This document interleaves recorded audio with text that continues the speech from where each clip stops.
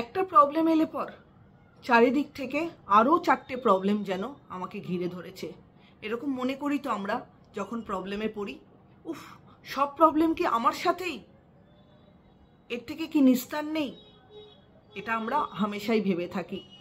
Problem জর্জরিত হলে পর, প্রবলেম এলে পর আমরা কিন্তু আমাদের মাইন্ডসেটটাকে সেভাবে তৈরি করি। আমরা প্রবলেমটাকে ফেস করতে ভয় পাই। প্রবলেমটার ভেতরেই যে সলিউশন আছে সেটা কিন্তু আমরা ভাবি না। প্রবলেমটাকে যদি প্রবলেম না হিসাবে ভেবে আপনি যদি সেটাকে একটা সিচুয়েশন হিসাবে ভাবেন, সেটার থেকে বেরিয়ে আসতে কিন্তু আপনি বেশি পারবেন। আপনি যদি নর্মাল নিজের মাইন্ডসেটটাকে এভাবে তৈরি করেন যে আমার এই সিচুয়েশনটা এসছে, এটাকে আমি কোন কোন স্টেপের ভেতর থেকে আমি সলিউশন বার করতে পারি, সেই স্টেপগুলো আপনি ক্লিয়ারলি ভাবুন। এবং ভাবার জন্য আপনার মাইন্ডসেটটাকে কিন্তু ওই লেভেলেই নিয়ে যেতে হবে। আপনি আপনার প্রবলেমটাকে আপনার মতন করে আপনি সলভ করুন।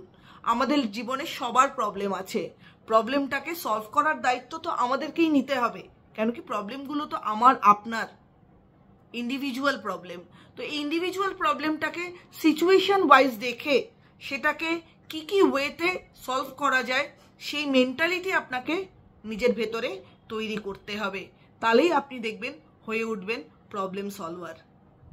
তো আপনি প্রবলেম সলভার হয়ে নিজের প্রবলেমগুলোকে আইডেন্টিফাই করে ওয়েটা বার করে ফেলুন।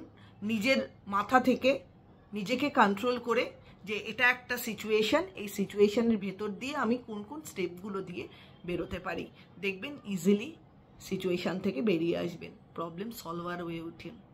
প্রবলেম নিয়ে চিন্তা করবেন না। ভিডিওটা ভালো লাগলে একটা লাইক অ্যান্ড সাবস্ক্রাইব করে দেবেন। সবাই ভালো থাকবেন, সুস্থ থাকবেন।